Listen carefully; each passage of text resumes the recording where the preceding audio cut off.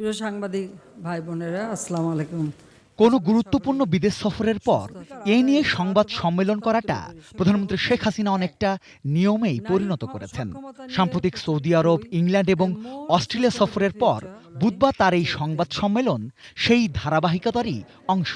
এই সফরগুলোর মাধ্যমে আন্তর্জাতিক ফোরামে বাংলাদেশের ভাবমূর্তি আরও উজ্জ্বল হয়েছে বলে আমার দৃঢ় বিশ্বাস। লিখিত বক্তব্যে প্রধানমন্ত্রী বলেছেন, এই সফরগুলোতে অন্যান্য বিষয়ের পাশাপাশি রোহিঙ্গা ইস্যুতেও বিশ্ব নেতাদের সাথে কথা বলেছেন তিনি।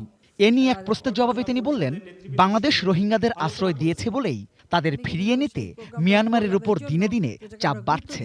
যে সিকিউরিটি কাউন্সিল বাংলাদেশে এসেছে তাদের কথাও জানতে চাই। তাদের মনোভাব অত্যন্ত ইতিবাচক।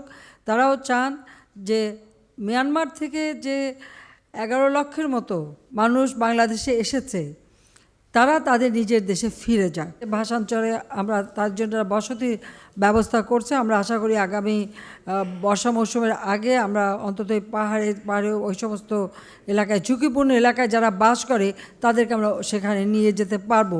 প্রধানমন্ত্রীর ইংল্যান্ড সফরের শুরু থেকেই বাংলাদেশের রাজনীতিতে নতুন করে আলোচনায় তারেক রহমান। এ ব্যাপারে এক প্রশ্নের জবাবে প্রধানমন্ত্রী বললেন, বিএনপির মতো একটি দল একজন সাজাপ্রাপ্ত পলাতক আসামিকে কিভাবে দলের চেয়ারম্যান করলো তা তিনি বুঝতে পারেন না। একটা দেশে রাজনৈতিক আশ্রয় চাইতে গেলে তাকে কিন্তু তার পাসপোর্ট সারেন্ডার করতে হয় এবং তারপর সে ট্রাভেলস ডকুমেন্ট পায়, কিন্তু সেখানে স্পষ্ট লেখা থাকে যে সে যে দেশ থেকে এসেছে, যে দেশের পাসপোর্টধারী, সেই দেশে সে আসতে পারবে না। এই ধরনের একজন সাজাপ্রাপ্ত আসামিকে বিএনপির মতো একটা রাজনৈতিক দল তারা মনে করে সবথেকে বড় দল, সবথেকে জনপ্রিয় দল, সবথেকে শক্তিশালী দল, তো সেই দলে কি একজন উপযুক্ত নেতা তারা বাংলাদেশে খুঁজে পেল না? যে একটা সাজাপ্রাপ্ত পলাতক আসামি, তাকে তাদের চেয়ারপারসন করা হলো এবং সে সেখান থেকে নেতৃত্ব দেয়। রাজনীতিতে এত বড় দেউলিয়ত্ব আর কি আছে সেটা আপনারা কিন্তু একবারও ভেবে দেখেন। কাজে অবশ্যই আমাদের প্রচেষ্টা থাকবে যে এই ধরনের অপরাধীকে বাংলাদেশে ধরে নিয়ে আসা। খালেদা জিয়ার সাজা, নির্বাচনে আওয়ামী লীগের পক্ষে ভোট চাওয়া, এমন অনেক বিষয় নিয়েই সংবাদ সম্মেলনে কথা বলেছেন প্রধানমন্ত্রী। এক প্রশ্নের জবাবে খালেদা জিয়া ছাড়া বিএনপির নির্বাচনে আসা না আসা নিয়ে প্রধানমন্ত্রী বললেন, 10 বছরের মধ্যে বিএনপি প্রমাণ করতে পারলো না তার বড় বড় আইনজীবীরা যে সে নিরপরাধ। এখন চিৎকার করে, আমাদের বিরুদ্ধে আন্দোলন করে। আর নির্বাচনে আসার ব্যাপারে, নির্বাচন এটা হচ্ছে গণতন্ত্র। কোন পার্টি নির্বাচন করবে, কোন পার্টি করবে না, এটা তাদের দলীয় সিদ্ধান্ত। তা একজনের দলীয় সিদ্ধান্তের উপরে আমি তো আর চাপিয়ে দিতে পারি না যে তোমাদেরকে নির্বাচন করতে হবে।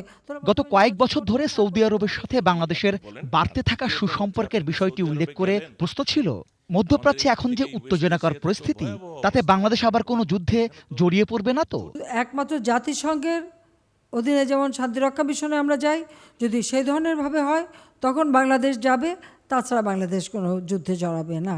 বাংলাদেশের সড়ক দুর্ঘটনা নিয়েও প্রশ্নের জবাব দিয়েছেন প্রধানমন্ত্রী। বললেন, সাবধান হতে হবে চালক, পথচারী সবাইকেই।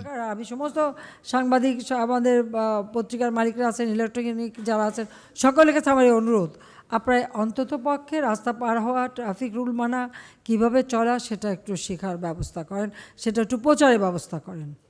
আর বাকি ড্রাইভার অপরাধ করলে অবশ্যই শাস্তি পাবে। সরকারি চাকরিতে কোটা পদ্ধতি বাতিল নিয়ে এক প্রশ্নের জবাবে প্রধানমন্ত্রী আবারও জানিয়েছেন, শিক্ষার্থীরা যখন চায় না তখন কোটা পদ্ধতি আর থাকছে না। বৈশ্বিক জোট গঠনের আহ্বান। রেজওয়ান ফয়েজ, 18 নিউজ, ঢাকা।